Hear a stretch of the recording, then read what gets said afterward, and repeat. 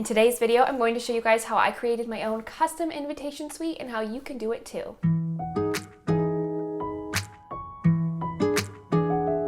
Hi, I'm Nikki. Welcome back to my channel. I love all things home decor, wedding, and DIY. When I created my custom invitation in 2020, things were a little bit different as far as trends and styles. So keep that in mind during this whole video. My goal when creating my invitation was that I wanted it to be completely unique. In doing so, I created my own floral design in Procreate and then carried that out through all of the signage in my wedding. In this video, I'm going to show you all the steps on which I created my own invitation suite and actually how I made it in an inexpensive way without sacrificing quality. Here's a screen recording of how I made the PNG florals for my wedding invitation. I took another invitation and used Procreate to trace and create my own PNG file. I do not recommend doing this because you will end up fidgeting with it more than you think, especially if you're going to use it for other aspects of your wedding. There are a ton of floral designs that you can just order from Etsy and use those PNGs for your own wedding invitation. But if you're adamant about using your own PNGs for your wedding design, there are a ton of tutorials online for how to do that. One of my favorites is Every Tuesday Tutorials. Once I created my floral PNG files, I uploaded it to Adobe Illustrator. I totally understand if you're not in any sort of creative field that you might not know how to use Adobe Illustrator.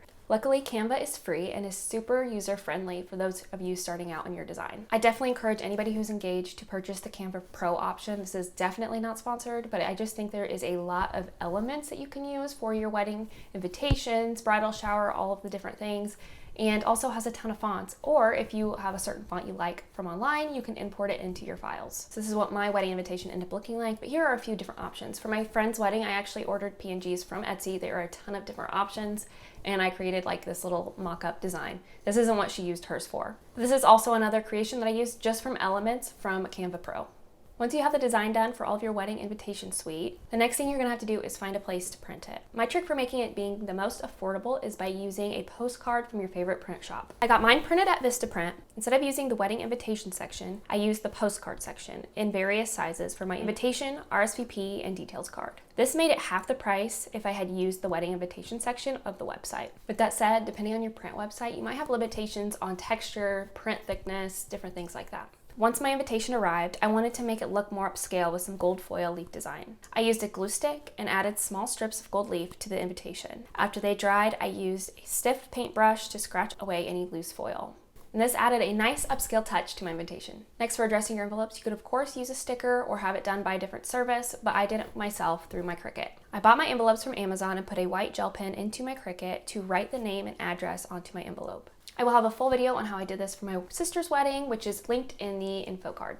And for the return address, I had a custom stamp made for the back of the envelope. I wanted to take my invitation to the next step and add a wax seal to the envelope. I used a wax seal hot glue gun and wax seal sticks to make a wax seal to put on my envelopes. I pre-made the wax seals, which allowed me to discard any not so perfect seals.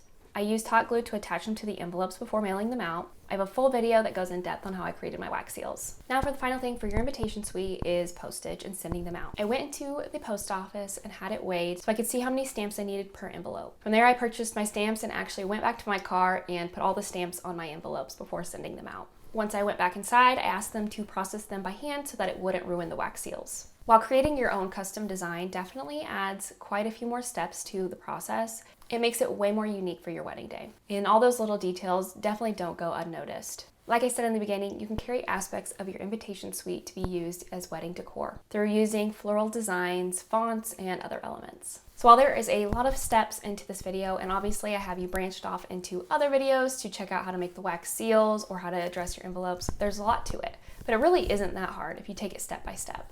I hope you guys enjoyed this video. If you did, give it a thumbs up and subscribe below. I'm Nikki. Here are all my social media handles if you want to keep up with my personal life.